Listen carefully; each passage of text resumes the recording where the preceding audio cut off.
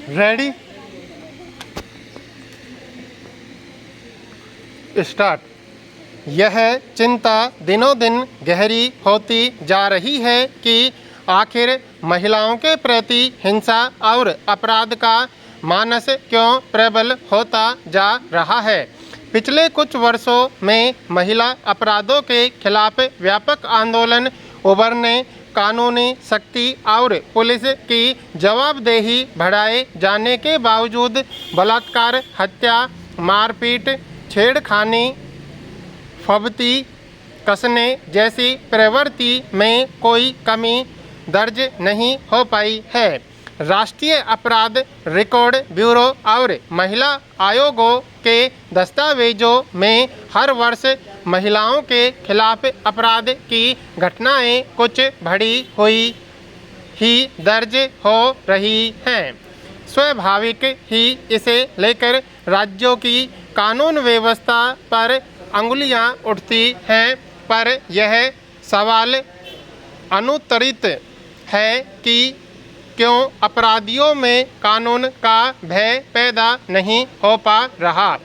कोलकाता में चिकित्सा छात्रा से बलात्कार और हत्या की घटना को लेकर लंबे समय तक आंदोलन चला, जिसमें तमाम मेडिकल कॉलेजों और दूसरे शैक्षणिक संस्थानों के विद्यार्थियों ने भी बढ़ चढ़कर शिरकत की और बढ़ते महिला अपराधों को रोकने के नारे लगाए। राज्य सरकार ने इस मामले के मद्देनज़र महिला सुरक्षा के कड़े इंतजाम करने के वचन दोहराए और कुछ प्रशासनिक तब्दीलियां कर ऐसे अपराधों को रोकने का दावा किया, मगर उस घटना के बाद अब एक विधि कॉलेज में छात्रा से सामूहिक बलात्कार का मामला सामने आ गया। पैरा।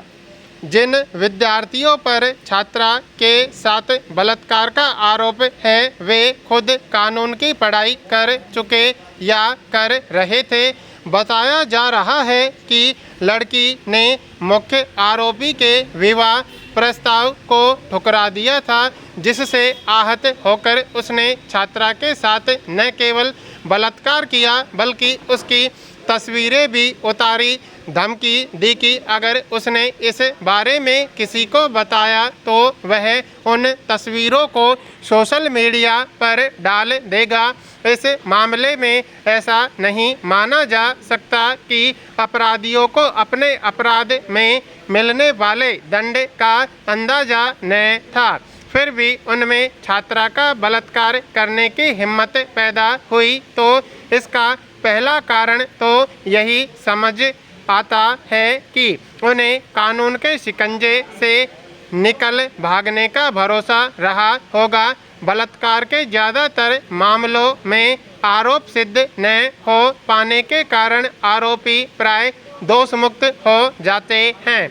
इसलिए भी बहुत सारे अपराधी किस्म के लोग ऐसी हरकतों से बाज नहीं आते। इसलिए निर्भया कांड के बाद महिला अपराधों के खिलाफ कानूनों को और कठोर बनाने के बावजूद कोई उल्लेखनीय असर नज़र न आने के कारण बहुत सारे लोग इन कानूनों की समीक्षा की मांग उठाते रहते हैं। पैरा। किसी भी राज्य में अनुशासन का दावा इस बात से पुष्ट होता है कि वहाँ अपराधियों पर कितना अंकुश लगाया जा सका है। पश्चिम बंगाल सरकार अपराध पर काबू पाने के दावे करती नहीं थकती, मगर ऐसी घटनाओं से यही जाहिर होता है कि संगठित अपराधों की तो क्या कहें, सामान्य रंजिश में भी लोग जघन्य अपराध करने से नहीं हिचक रहे। आरजी कर अस्पताल में बलात्कार और हत्या की घटना के बाद अगर शैक्षणिक संस्थानों में महिला सुरक्षा के बंदोबस्त चुस्त होते और सचमुच विद्यार्थियों में इसे लेकर संजीदगी पैदा हुई होती तो शायद विधि विद्यालय की ताज़ा घटना न घटती। फिर बड़ा सवाल यह भी है कि आखिर युवाओं में इस तरह अपराध का मानस कैसे बन रहा है कि वे अपने किसी प्रस्ताव या फैसले से इनकार को सहन नहीं कर पा रहे और हिंसक हो उठते हैं।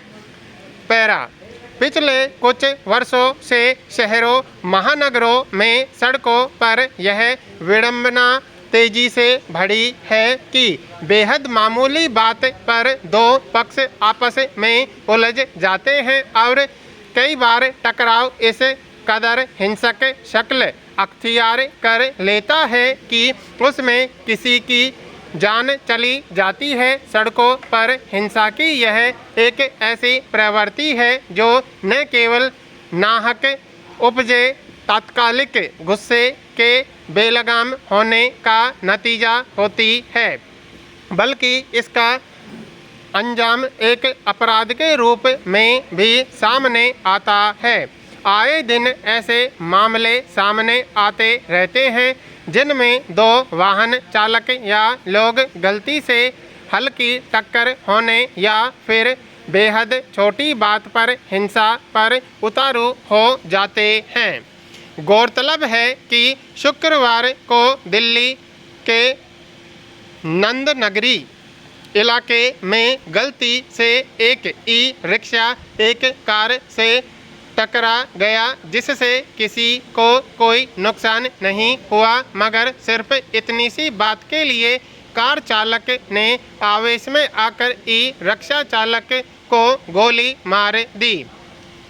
यह समझना मुश्किल है कि महंगी गाड़ियों में हथियार लेकर चलने के शौक के पीछे कौन सी ग्रंथि काम कर रही होती है, मगर कई बार सड़क पर शान या रोब और दूसरे पर हावी होने की जैसी प्रवृत्ति पाई जाती है। उसमें कुछ लोगों की आक्रामकता दूसरों के लिए जानलेवा साबित हो सकती है, खासकर जब उसके पास कोई खतरनाक हथियार भी हो। नतीजतन जिन बातों पर टकराव भी नहीं होना चाहिए उन पर हत्या तक कर दी जाती है। नंदनगरी में बेहद मामूली बात पर ई रिक्शा चालक को गोली मार देने के पीछे भी आक्रोश था, जिसे कुछ पल के धीरज से टाला जा सकता था।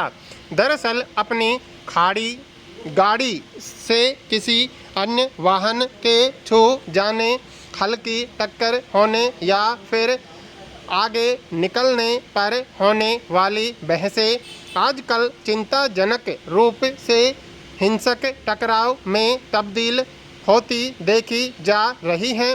सड़कों पर यह एक ऐसी विकृति पल रही है जिसका शिकार कोई भी हो सकता है, क्योंकि अनदेखी करने लायक बातों पर भी जिस तरह के टकराव खड़े हो जाते हैं, उनमें वहाँ बात करने और आपसी समझ और सद्भाव से विवाद को सुलझाने की गुंजाइश कम होती जा रही है।